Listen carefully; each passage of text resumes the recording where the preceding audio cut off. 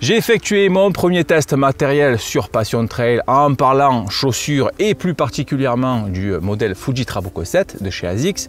Depuis, j'ai eu l'opportunité de tester tous les autres modèles que sont les Pro, les Sky, où tu pourras d'ailleurs retrouver les vidéos sur la chaîne.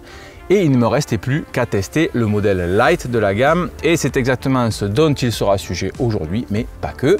En effet, ça sera l'occasion de dresser un tableau comparatif de tous les modèles et de savoir lequel ou bien lesquels d'entre eux te conviendraient le plus. Afin de commencer, et comme d'habitude, je te rappelle brièvement que les avis que je vais avancer dans cette vidéo sont totalement personnels et n'engagent que moi. Bien qu'ASICS France me propose désormais d'essayer gracieusement des modèles, je reste libre de toute critique, bonne comme mauvaise, dans le but de rester le plus neutre possible afin d'orienter le plus justement toutes les personnes qui vont regarder cette vidéo, mais aussi la marque elle-même qui pourra se servir de ce test et des commentaires qui l'accompagneront pour faire évoluer leurs produits. Salut, c'est Damien de Passion Trail et bienvenue dans cette nouvelle vidéo où on va tester ensemble aujourd'hui la Fuji Trabuco Light de chez ASICS et on verra à la fin un tableau récapitulatif de toute la gamme Fuji Trabuco. C'est parti!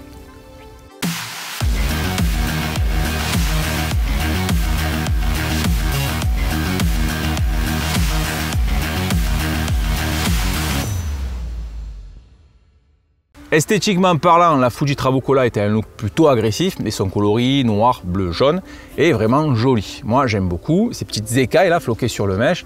C'est un détail qui ajoute non seulement une plus-value visuelle, mais aussi une protection et nous y reviendrons un petit peu plus tard dans la vidéo. Dès le premier coup d'œil, il y a quelques aspects qui m'ont directement interpellé. Alors tout d'abord l'absence du quick lace, le laçage rapide, que j'apprécie énormément sur le modèle Sky, bien que ce ne soit pas l'avis de tous les utilisateurs. Néanmoins, les lacets classiques me conviennent tout autant en termes d'efficacité. J'ai aussi remarqué l'épaisseur plus prononcée de la semelle ainsi qu'un toe box, la partie de l'avant-pied, relativement incurvée. Nous verrons ces deux aspects un petit peu plus tard aussi dans la vidéo. Il faut savoir aussi que ce modèle a été utilisé par les élites comme Xavier Thévenard sur l'UTMF et sa traversée du GR20. C'est donc un produit ASICS haut de gamme destiné à la performance. Le poids est l'un des points forts de la Light car 249 grammes en pointure 42, ça la place quand même dans la gamme plutôt légère en trail running. C'est vrai que pour le rappel, la Fuji Trabuco Sky est encore en dessous de ce poids en proposant près de 30 grammes de moins avec 220 grammes toujours en pointure 42. Mais on verra que ce gain de poids est sûrement dû au sacrifice de l'amorti qui est plus généreux sur la Light. Effectivement, on retrouve une épaisseur de semelle au talon de 18 mm contre 14 sur la Sky. Une différence de 4 mm qui n'est certainement pas négligeable en termes d'amorti et que l'on ressent immédiatement dès le premier chaussage, surtout si tu as déjà essayé la Sky auparavant. Le drop est quant à lui de 4 mm et je tiens donc à souligner avec attention ce détail si tu évolues sur des drops supérieurs et que tu souhaiterais désormais acquérir ce modèle. Que vaut donc cet amorti? Alors comme je le disais en intro, la Fuji Trabuco Light est un haut de gamme de chez ASICS et elle est utilisée par les élites. Alors personnellement, en termes d'amorti, je la trouve évidemment plus efficace que la Sky, mais aussi que la Pro. En effet, on sent moins les aspérités des chemins techniques comme les pierres plutôt saillantes au niveau de la voûte plantaire. Je l'utilise donc souvent sur mes sorties longues ou lorsque je vais y aller plutôt cool sans vraiment attaquer. Mais est-ce que je l'utiliserai pour des ultras? Alors ça malheureusement je ne peux pas y répondre, mais je pense que dans ce cas-là, elle s'adresserait particulièrement à des athlètes bien préparés, plutôt confirmés, car l'amorti n'est composé que de la mousse Flight Foam, qui pourrait éventuellement perdre de son efficacité sur une distance ultra. À moins que tu ne changes de paire en route, bien entendu, et ce qui est souvent le cas sur ce genre de format de course. Tu commences à connaître la musique sur la corrélation entre l'amorti et le dynamisme. Si ce n'est pas le cas, sache brièvement que ce sont deux facteurs généralement opposés. Plus tu auras d'amorti, plus tu perdras en dynamisme et vice versa. Donc le but pour le fabricant étant de trouver l'équilibre en fonction du produit qu'il voudra proposer. Comme je le disais précédemment, la Fuji Trabuco Light propose un amorti plus généreux que celui de la Sky grâce à une épaisseur de semelle supérieure de 4 mm. Ceci a donc une répercussion directe sur le dynamisme qui est certes moindre mais néanmoins très efficace. Cela va se jouer sur des sensations et des préférences. Donc certains vont préférer ce côté hyper dynamique de la Sky, quitte à perdre un peu de confort, et d'autres opteront plutôt pour un compromis en ajoutant un peu plus d'amorti pour limiter cet aspect minimaliste. La Fuji Trabuco Light offre un maintien un tantinet plus efficace ainsi qu'une structure plus rigide que la Sky et la tige est assez profonde pour donner une stabilité plus que satisfaisante. Je tiens juste à parler du côté incurvé sur l'avant-pied qui m'a légèrement déstabilisé lors des premières foulées. ASICS applique ce format sur d'autres modèles route comme les Glide Ride en stipulant que c'est un moyen d'accompagner la foulée de manière plus naturelle en offrant un meilleur déroulé. Bon, alors, effectivement, c'est exactement la sensation que l'on ressent, mais est-ce que cela est un détail déterminant quant au choix de la chaussure? Alors honnêtement, en ce qui me concerne, non, mais je peux comprendre que cela puisse l'être pour d'autres, un argument confort supplémentaire. En ce qui concerne l'adhérence, si tu as suivi les précédents tests de la gamme Fuji Trabuco, eh bien on reste dans la même dynamique. La semelle ASICS Grip remplit très bien son rôle. Sur le sec, rien à dire. Sur l'humide, il faut évidemment faire attention à certains revêtements comme les pierres bien polies par des centaines de milliers de passages.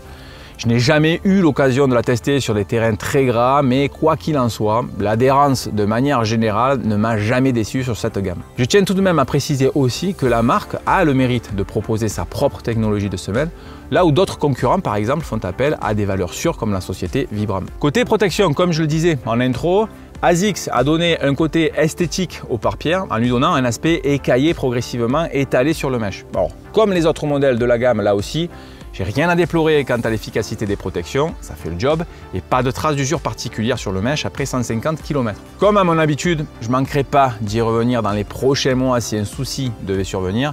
Je sais que de nombreux utilisateurs des Fuji Trabuco, surtout des modèles 7, 8 ou bien Pro, se sont plaints de la fragilité du mesh après quelques 200-300 km. Mais en ce qui me concerne, je n'ai jamais rencontré ce souci. Cela dit, n'hésite pas à mentionner ton retour dans les commentaires. Non seulement je ferai remonter l'information, mais sache qu'aujourd'hui, que quelle qu'elle soit, une marque reste à l'affût de tout ce qu'il se passe sur les réseaux sociaux influents. Maintenant que nous avons pu passer en revue toute la gamme des Fuji Trabuco, le haut de gamme de chez ASICS, je vais te proposer un bilan récapitulatif sous forme de tableau où chacune des qualités du modèle seront notées de 0 à 5 étoiles. Là, encore une fois, il ne s'agit que de mon avis personnel et cela n'en fait en rien une vérité universelle. La Fuji Trabuco 7 ou 8 est un modèle destiné aux personnes peu exigeantes au niveau de la performance et du dynamisme. C'est celle qui propose l'amorti et la protection plantaire la plus efficace. La Fuji Trabuco Pro est déjà plus orientée performance avec son poids réduit. On peut noter un plus au niveau du confort grâce au lassage rapide et au chausson en élastane qui vient épouser parfaitement le contour de la cheville pour limiter l'introduction de brindilles dans la chaussure. Le seul bémol que j'ai pu noter sur ce modèle, c'était la stabilité qui était en dessous des trois autres. La Fuji Trabuco Lite, comme nous venons de le voir, est un modèle destiné à la performance ou aux personnes désirant passer un cap au niveau de la pratique. Légère et dynamique, elle va offrir néanmoins plus d'amorti que la Pro et la Sky. Personnellement, je l'utilise sur mes sorties longues désormais. La Fuji Trabuco Sky, enfin, est un modèle assez minimaliste, offrant un amorti qui ne conviendra pas à tous les pratiquants. On est sur du dynamisme et un poids optimal. Je m'en sers principalement pour les séances rapides. On m'a souvent posé la question à savoir pourquoi j'utilisais essentiellement des ASICS. Cela est tout simplement dû au fait que le choix d'une paire de chaussures, c'est très personnel. Tout est une question de ressenti, de confort, de préférence et même d'esthétique. Là où certains pratiquants auront une préférence pour des amortis maximalistes, comme peut le proposer Oka d'ailleurs, d'autres comme moi préféreront des modèles plus dynamiques. Aujourd'hui, je ne pense pas qu'une marque soit meilleure que l'autre. Toutes vont proposer des produits répondant à une demande, mais il est évident qu'elles ne pourront pas contenter toute la population des trailers. Et voilà, c'est tout pour cette vidéo. J'espère que ça t'a plu. Si c'est le cas, lâche un petit pouce bleu. Ça fait toujours plaisir, ça m'encourage, ça encourage la chaîne. Si tu n'es pas encore abonné à ma chaîne YouTube, je t'invite à le faire pour être tenu informé des prochains posts vidéo, à me suivre aussi sur les réseaux sociaux, Facebook, Instagram, où je poste pas mal de contenu.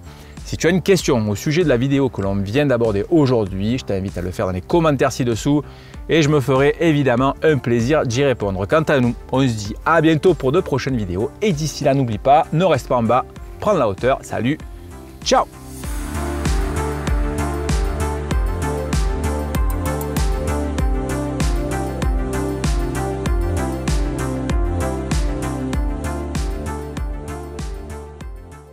Où on va tester aujourd'hui la Fuji Trabuco Lite.